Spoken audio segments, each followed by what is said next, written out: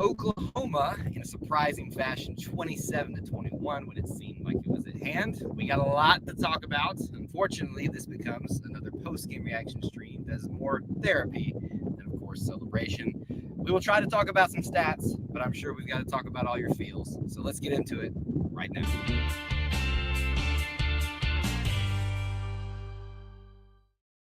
War Eagle Auburn family and a special War Eagle and welcome to those of you that consider yourselves part of our E2C network family. Thank you so much for joining us, whether you're watching live on the replay, however you got here, whenever you got here. We appreciate you hanging out with us, spending some time being a part of our little family within the Auburn family. As is typically the case, we like to get together. Well, like is an operative term these days. We get together after post games, after Auburn football games. Most major sport events have wrapped up, and we like to do a little bit of reaction stream. We want to talk about, obviously, what we think we saw, what we feel we know we saw, and a variety of other things that can fall within that category. And I'm in a much better place than I was yesterday, at least sickness-wise, even though I still have a slight cough. So I probably won't be as cranked and ornery as I probably was last time, believe it or not. All that to be said, we're getting into it. Post-game therapy, Auburn versus Oklahoma. The Sooners come back in victory on the road in Jordan-Hare. Let's start off as we always should, and as I've committed to you guys to be better about doing this, so it's never mistaken about excuses making or anything like that. Congrats to the Oklahoma Sooners for their 27-21 win. Hats off to them for battling adversity, overcoming a lot of obstacles that were in their way, and certainly getting the win. Now, obviously, there are angles that we may want to discuss about how the win happened and things like that. But as we always talk about here, we try to do our best these days. Give credit where credit is due to the Oklahoma Sooners for coming into Jordan-Hare and getting the win, which, frankly, is not as hard to do. Sounds like I'm in a high wind area. Well, I can't really do anything about that at this moment. I don't know why that's more of a factor today, but please bear with me because we're having to kind of shift some things around with the way we're doing things here. So I don't know why the wind's a little bit more prominent today. I can try my best to shift some things away. Better? Okay, good. So we'll hope that'll work out for you guys. So as you join the stream, we always ask you to smash the like button. That is not you endorsing what you saw out there on the field today. It's simply asking you to help us out and smash the like button, let people know that we're live, that they can join in on the conversation. So let me go ahead and first of all, I know that the other game is on right now. You guys are welcome to do that in the chat if you want to, but I ask you not to monopolize the chat too much about that stuff. That's great. We're here to talk about Auburn stuff. Let me go ahead and also address this right off at the top, because I know this is going to be the bulk of the conversation, the majority of what everybody probably wants to discuss and vent.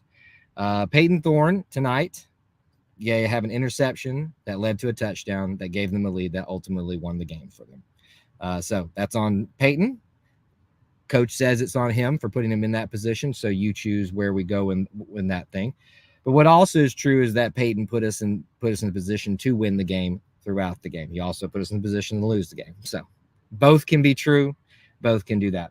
What we're not going to do, and I'm going to be very clear with this, is if this is a place, another of 1,000 places for you to come here and be rude and derogatory about Payton, Coach Freeze, all that stuff, you're certainly not going to be welcome here with that tonight. We're going to have frank discussions. We're going to have real discussions. We're going to have things that are going to hopefully end up being constructive more than anything.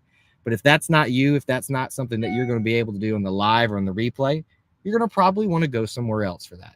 And I hate saying that as a content creator, but I'm just going to be real. My tolerance for the typical social media and the overly negative nature is a all-time minimum. Maybe that's an oxymoron. All-time minimum. So you choose how you go from here, and we'll operate in that. So I didn't want that to get missed at all at the very start of the show. Payton Thorne, put us in a position to lose the game, but he also put us in a position to win the game. If you can't admit that, then we can't have a reasonable discussion. And as I've said, I can no longer devote so much energy to try to be reason with unreasonable people.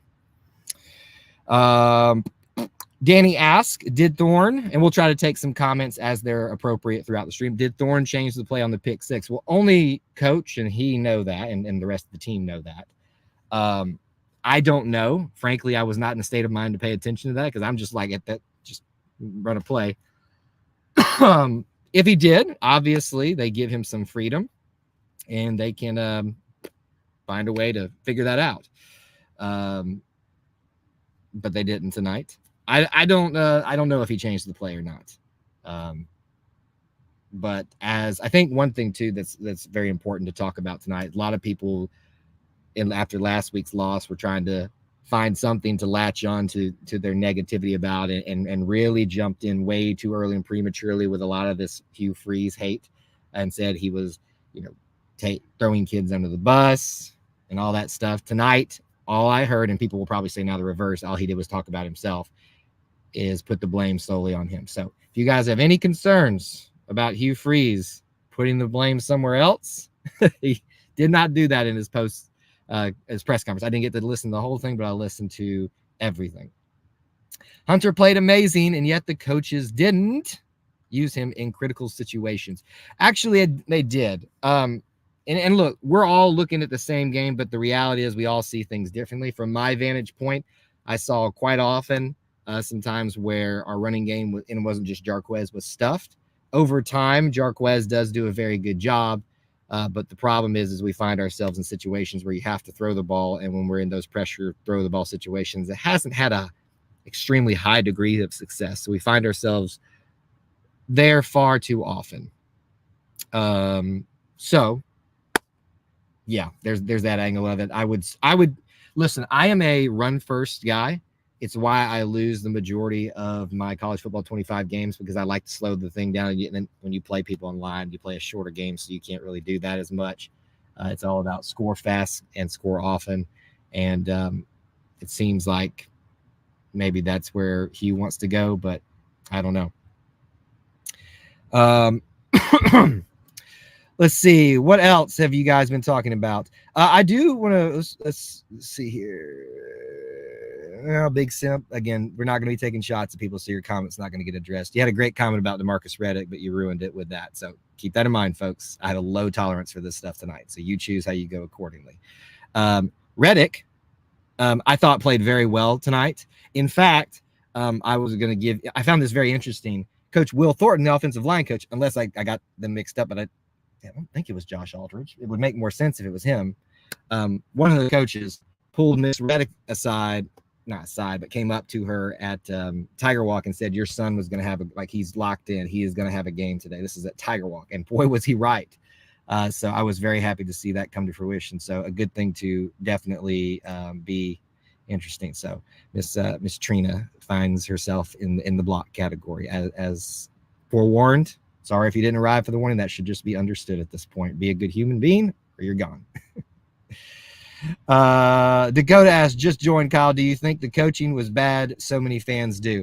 I think Coach Hugh Freeze thinks that his coaching was not up to par tonight, and I have to take him at his word. So I won't disagree with that. I find other areas of deficiencies as well. It's not just on the coach. It's a whole team unit.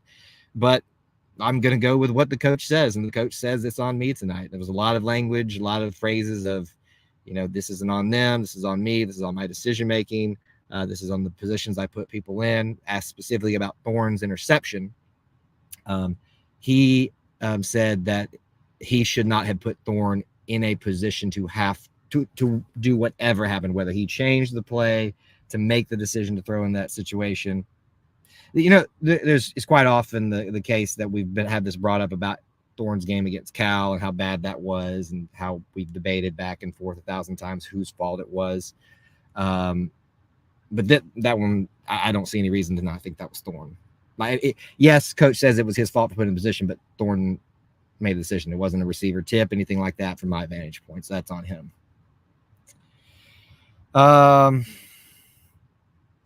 Shouldn't have had the option to throw at the end. Coach kind of talked about, he didn't say that like he needed to run instead, but I assume that's what he meant. Yeah, I mean, I think what I loved throughout the game was, and I love it and I hate it. I love it because of the context of who our team seems to be, but I am a fast-paced, hurry up, no huddle guy. I want up to the line, go, go, go. But there was an intentional effort to slow things down the entire game. Well, up until things fell apart. And then we lost. So I appreciated that about the intentional decisions and things like that, but it is something that was working for a while there. Cody asked the big question, when will things change? Well, Cody, that is the $1 million question. And I would agree with you that it does become increasingly frustrating when things don't change. The only thing I'd tell you is it didn't have to be this way. We won't go down that road unless y'all force me to tonight. But that an interception was just inexcusable, and I don't understand why you put a quarterback who has struggled to read defenses in that situation. He hasn't. What I think what you're saying, because if I just say if I disagree with you and say he's struggling to read defenses, that's not accurate for either of us to take a hardcore stance. He's actually reading them pretty well tonight overall, but didn't do a good job in the most crucial moment. It is what it is.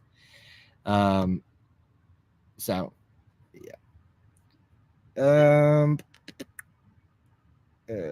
I feel the OC play calls for Hunter and some runs were wrong.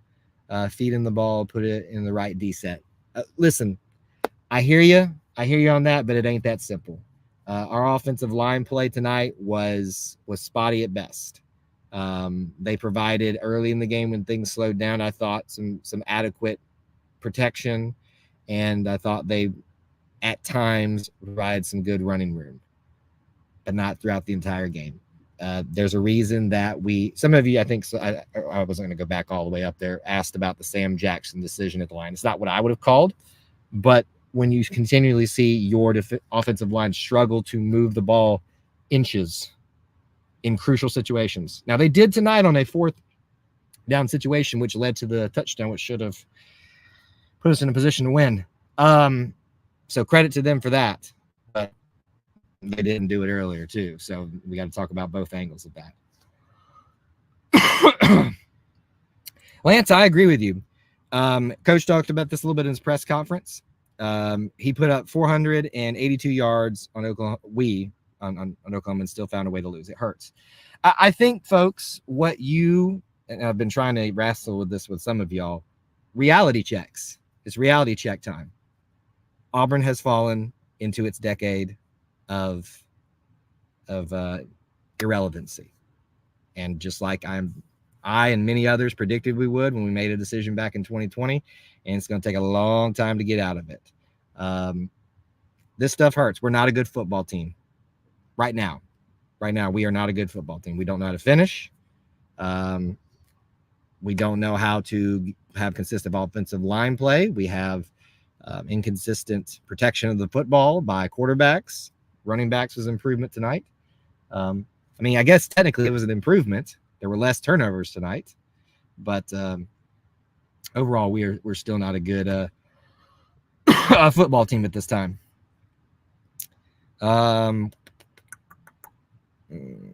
When PT gets pressured, his decision-making goes down the drain. He should have ran the ball. Well, he did a lot tonight, so you can't say that his decision-making always goes down the drain. But what I will agree with you, Kokomo, is that when his confidence takes a shot, it's hard for him to come back from it. That's hard to argue against, right? But when his confidence is rolling, pretty good.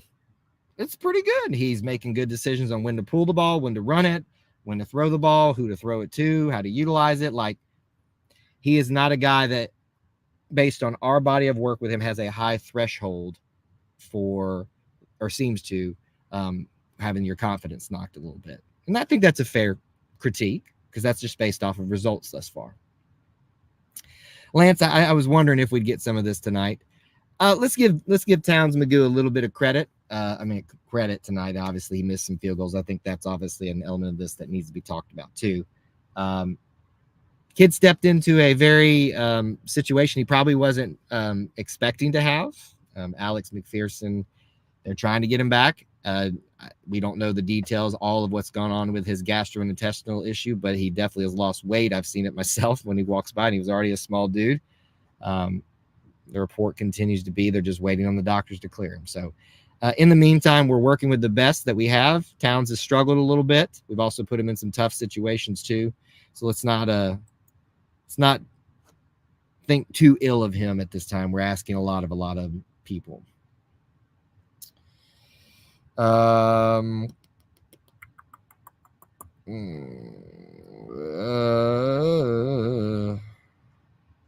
see. I don't know who Killer Breeze is. He says it's going to be a painful season for both our teams. If you're talking about Oklahoma, well, I mean, did all right today.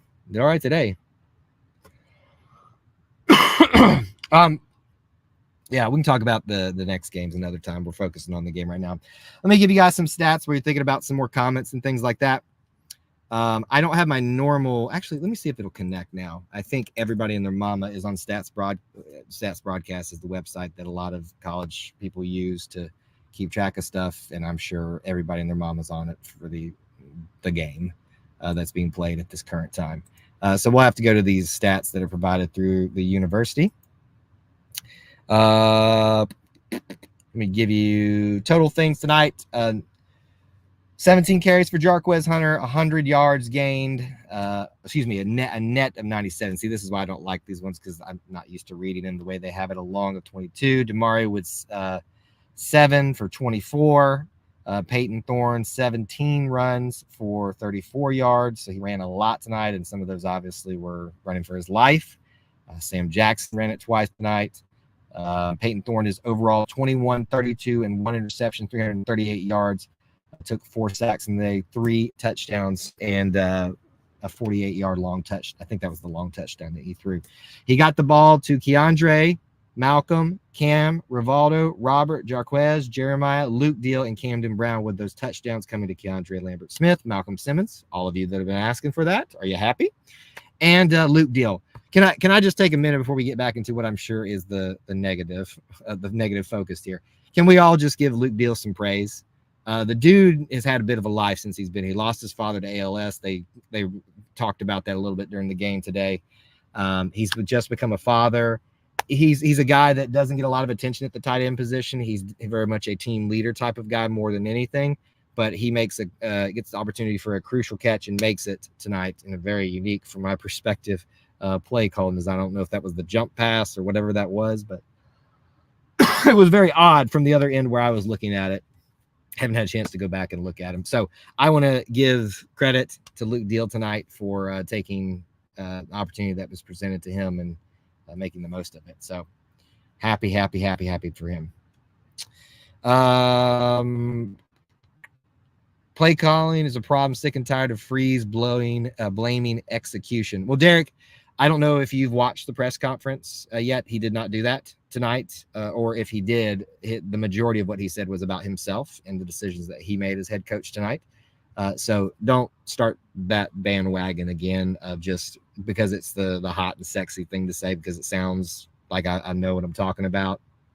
Don't do that. Think before you post things. So I just think we should all keep that in mind tonight. Great catch by Deal. Forrest says yes. Great to see him get an opportunity to do that tonight. All right, we talked about rushing, passing. Oscar Chapman 3 punts tonight. So didn't punt a whole lot. But yeah. Towns Magoo officially kicks 2 field goals and misses both of them, 1 from 27, 1 from 51. Can I ask the chat, did he make that first one that was called off or whatever? Because and this isn't just me asking, I'm asking for the people around me. I don't know what was going on with our angles tonight and our eyesight, but we were convinced it went through. And when their guy made a field goal down there, we were convinced it went the other way. Like, I don't know what was wrong with our eyesight. So he did not make that one. So couple of confirmations there.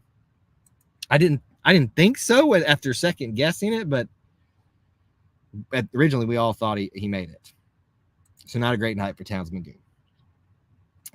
Let's see. Let me get a couple defensive things here. Defensive stats tonight. DeMarcus Reddick. Yeah, you're right. What a good night for him. He leads the way with 6 total tackles, 5 solo, 1 assist. He gets a tackle for loss for 2 yards, a sack for 2 yards. I guess that would be the same thing. A quarterback hurry.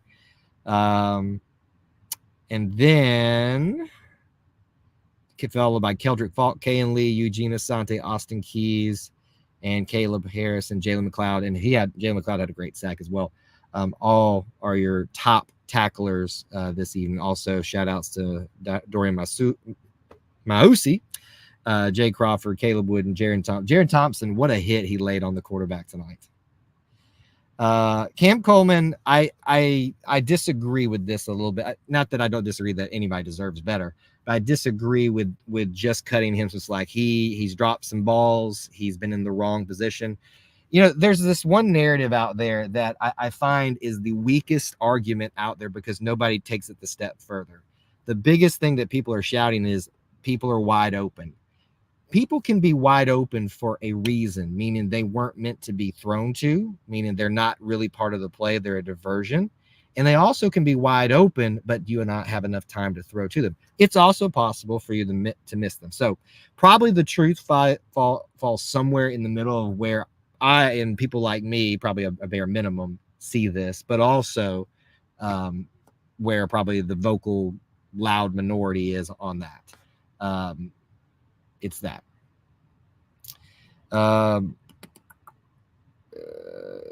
Neil, but I've been kind of letting it go tonight because there's been a few comments in here that have been a little bit directed at me, and at least I'm taking them that way. So email me at kyleloomis@e2cnetwork.com. You and I need to probably talk a little bit about some stuff because I don't know what's going on, but anyway. So like I said, my tolerance is very low for some stuff tonight. Did Perry Thompson see the field? I do not see him listed anywhere that on a stat sheet or anything like that. Let's see here. Daniel says 431 yards, 483 yards. In the last 2 games, it's not play calling on the coaching staff, it's execution on the players in critical downs and situations. I can't really go 100% there with you, Daniel. I really can't. I can't go 100% there as much as I'd like to. I'd like to put some of that blame. I do think I got to take Hugh at his word tonight. I think that's a lot of it falls on him. He's the head coach. I believe them when they say things. Call me naive if you want. So he says it's on him tonight, and he didn't put a lot of blame on the players.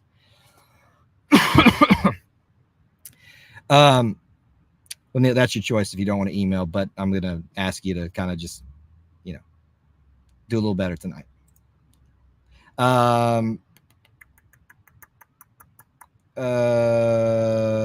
Let's see. Missed tackles kill us. Deep coverage is poor for the most part from where I see it. I don't know. Was it really that poor other than the one play? Now, one big play is one too many, right? Because those have come at inopportune times and they're really backbreakers. And I don't know if it was that bad tonight, was it? Let's see. Let's look at his passing overall. I think it was like 130 something or something like that. We talked about not letting them, kind of similar to the Arkansas game, them not letting us not letting them beat us in the weakest part of their game. Hawkins tonight, 10 attempts for 15 yards, 161 yards, no touchdowns. Probably should have had one if it wasn't caught, like the guy clipped in his feet. And I guess the second one as well. So maybe there was 2 big deep balls. So I'll give you that if there was 2 of those there.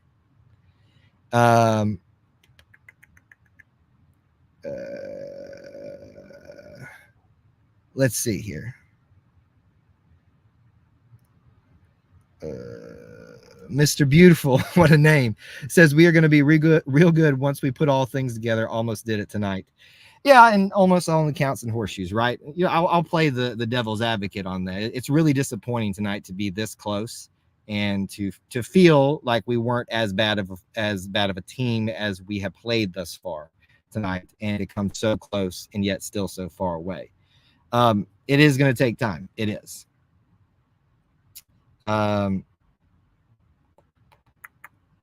Kokomo says Perry didn't play today. I think he'll end up redshirt unless he plays against Georgia.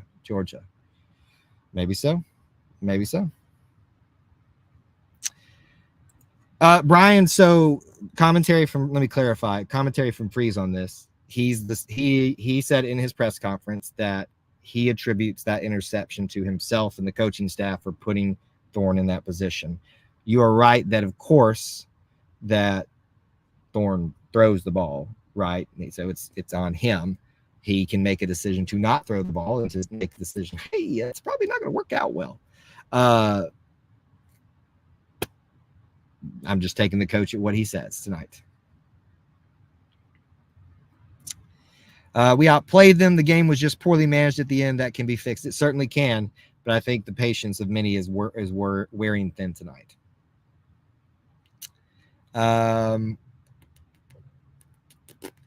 I know we lost, but do you think we contained the quarterback better than we started the year in the first half? We really did, in my opinion. In the first half, we really did, in your opinion. I guess if you want to just throw out his long touchdown to start off the game, then I guess, yeah. What's his rushing totals tonight? Hawkins runs for 14, 69 total, because he had a loss. That's why I hate this thing the way it is. His long was 48. So 2/3, if I'm doing math correctly, of his rushing comes on that one play. So, yeah, if you want to throw that out the window, then maybe we did contain it a lot better tonight. I felt like there were less 3rd and Auburns tonight. Does everybody agree with that? Were there less 3rd and Auburns? I feel like there were some improvements in that area. Two things we identified in the game that were the biggest problems with the turnovers and 3rd and Auburns. One turnover tonight. A really big one. No getting around that whatsoever. A really big one. It is limited, though. And then, obviously, the 3rd and Auburn situation. I felt like it was more so than that tonight.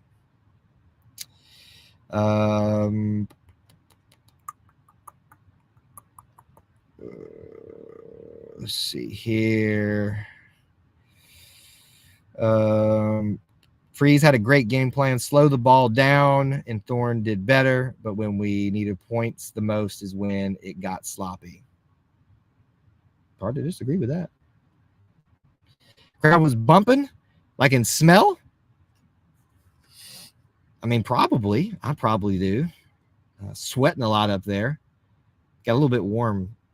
The humidity came out when that wind died down a little bit. It was a little bit rough up there tonight. But I guess you're talking about the crowd tonight. The crowd was very good. Auburn people show up, and that's a great thing. All right. I think we have covered a vast majority of the things that mostly people wanted to talk about. Doesn't mean that we haven't talked about every single angle. There goes a police escort. Don't see anybody with them, so I guess maybe they're just going to the interstate. Thought we might see the team coming by, not the Oklahoma team, but I don't think that's what that was. Loud. Okay, that's what you were talking about. So let me give you a couple reminders about things that we got coming up here. Obviously, these are not fun shows to do, but thank you guys for being here so far. We're not done quite yet, but kind of winding things down here. Next scheduled live stream is going to be at this time, scheduled once again, instead of our 9 Eastern time on Sundays, Eastern time, 2 p.m. Central, 3 Eastern, for the Auburn Experience podcast with Austin and myself. We do plan to do one from campus tomorrow at this time. Weather looks like it will be good. It was pretty easy last time to set it up, minus a few equipment malfunctions that I had that made us a little bit late. Like literally a cord broke at that instant that couldn't break. Luckily, Austin was wise enough to bring his microphone. Hope you guys will check that out tomorrow, because we'll definitely have a good time with that regardless. of all these things here. I will also tell you we got some pretty cool things that we're hoping to do in the next coming weeks, probably by the time we return back to campus. And that'll be a big thing as well. If you like TikTok streams, I'm sure those will be even more toxic than these ever been. We'll be doing those on midweeks. It'll be nice to not have to travel. I have enjoyed 5 straight weekends in Auburn in some respects, but I am worn out. I am ready to stay home for a little while. And I think, especially with some of the results, we all could agree with that a little bit. Okay, so I think those are the major reminders and stuff. Check out the links in the description, things like that. And we'll go from there. I think this was asked, will this bench Thorne for next week? So to say that one mistake, and I know what you would counter with, well, there's been several others, but you're right, but we're talking about it in the context of what we're currently in right now, is a bit hyperbolic. It's a big mistake, but also the coach puts that more on himself as of tonight. I mean, literally just listening to his press conference about 30 minutes before I went live, so I guess an hour at this point. Well, probably more than an hour, honestly. I will definitely tell you, I don't know that I would bench Thorne, but I would heavily consider what we are asking him to do. We talked about this a lot in the last stream about how I felt like we had reached a point very similar with Payton that we did with Bo, eerily similar, where his confidence is so low, like so low in crucial situations if he makes a mistake. Because one, he's mad at himself, but also he knows he doesn't have the support of the majority of you guys out there that choose to speak out about it. Probably, maybe not the majority overall, but the ones that choose to get vocal about it, and boos and stuff like that. By the way, if you're a person that boos any player in the stadium, I will yell at you in the stands, and you lose my respect. Just gonna be honest with you. You're better than that if you're a person that participates in that mess. But I don't know if they're going to bench him or not. I don't think it's bench worthy, but I would think he will probably say something similar. Whoever shows that they gives us the best chance to beat the defense that we're preparing against in practice is going to play in Payton for 80% of the game showed he was that tonight. Brian, I am better mainly. I've got a cough. That's about it. I think that's just that residual stuff. Thorne was not the issue at all. I disagree. I think Thorne was part of the issue. He's part of the team, right? I think that gets lost a lot of times. The people that get up in arms when I have the audacity, to defend someone wearing orange and blue, that I can't see things constructively, critically. Thorne was an issue. He threw the pick. It was a big issue. But he also was a big, big reason why we were in a position to win. Second game in a row, by the way. Another big narrative that's out there. Glad to see we didn't stay in 3 down linemen on D. I think that helped tremendously. It's also dependent upon the team that you're playing, right? You don't just you have a base defense, but you change your defense based off who you're playing. So there's been a little, in my opinion, over obsession about that, but seemed like there was more variety tonight, or there was more pressure put on the quarterback at times, and I think that's probably fair. Took a few more risks tonight. I'm okay with this. I'm okay with this having the overarching statement that Payton Thorne had one of his best games tonight, but it wasn't perfect. And unfortunately, it looks like perfect is kind of what we have to have out of him, unfortunately. Whether that's directly about him or this team, I think this is not even about Payton. The margin for error for this football team is so minuscule. Our confidence gets easily shaken. Our moxie is gone. The margin for error is that small.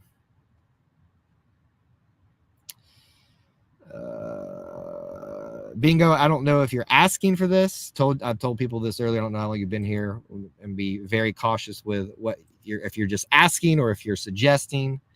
These are the types of things that make me question whether you should be muted tonight.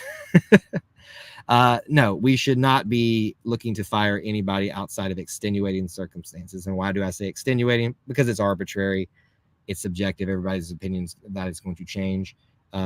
If anybody right now thinks that another change after 2 years is the correct move, you don't know football.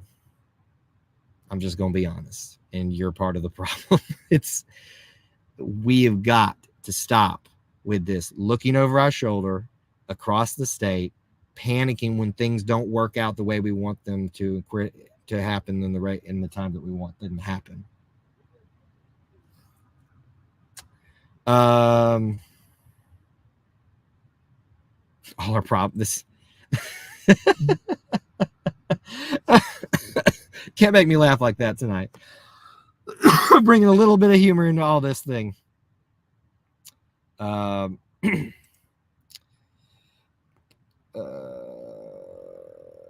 Bingo says he's literally hurting the brand. Kind of figured this is where you fell in that, and hurting the kids' opportunities to shine. No. Auburn has hurt Auburn and hurt the Auburn brand. We are at this point because of a decision we made in 2020 that caused another decision that caused us to follow further behind the 8 ball. Again, I said I wasn't going to get into 1,000 times tonight, but if you're someone that is in any way advocating for that at this point, you are part of the problem, much more so than Hugh Freeze. I have no qualms of saying that, and I would say that to your face in front of me, and I still love you.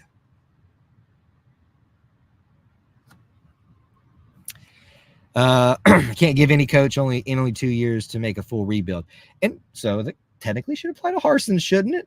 However, I don't think that was the right fit. There was very little for me to defend Harsin on. I was having this conversation. I'm blanking on his name at this point. I met a great individual who watched the show, and he and I were talking a lot about that affect about. I think it should be 4 years, but you got to have a proof of concept, and somebody will say then proof of concept for Hugh. Where's that on the field? It hadn't really happened, but on the recruiting trail, it is certainly there. So there's something going right.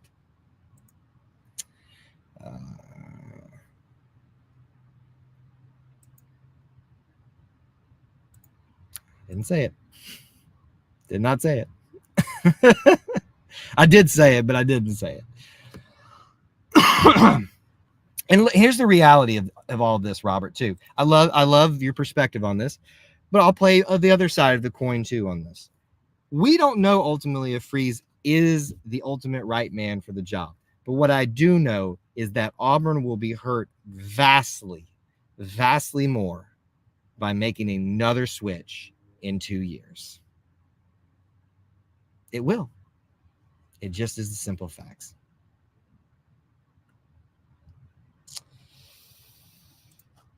It's a great one thing to transition to, Bingo. It's a good video as well. It's a good time for Auburn as well. All right, let's end it there, folks. I know that y'all are more focused on those of you that are watching live on the game. Look, folks, I know you're unhappy. I am too. I hope that it's not lost here. I'm not pleased, but there's a difference between not being pleased and behaving a certain way. And some of us need to be reminded of that at times. And I probably do as well at times as too. But I try to work really hard to understand all sides of an angle and not just get too overly emotional about these things. The reality is that and right then we get somebody in that gets themselves blocked. We're going so well. We're going so well. Yeah, I think that was probably a Bama fan. Typical, showing that we still live in their heads. What I'm asking you all to be is to continue to be a better version of what's out there as the Auburn family. It's hard sometimes. It causes us to have to make hard decisions about how people that we allow around into our circles and stuff like that, and how we speak to things like that. It just is the reality. I'm just asking for you all to do better and to be better. This car was like zooming in on me over here. Yeah, Bingo, that'll do for you tonight. Even though we're ending, that'll do for you, sir. You tried. You tried. You tried so hard, Bingo. My tolerance is low for people who are being unreasonable tonight. All right. So let's get out of here before it gets any worse. Thank you guys so much for being here. I know these are not the fun ones to do, to hang out with me either, probably because many of you don't even agree with my opinions, which is fine and understandable. But the sun rises again. The Auburn experience, which is our focus here, is much broader than the football team. Many still don't get that outside of our circles, but I promise you, things will get better eventually. It just may take a little bit longer than we all hoped it would. Thanks for hanging out with me, being part of our little family within the Auburn family. Until I talk to you again, War Eagle.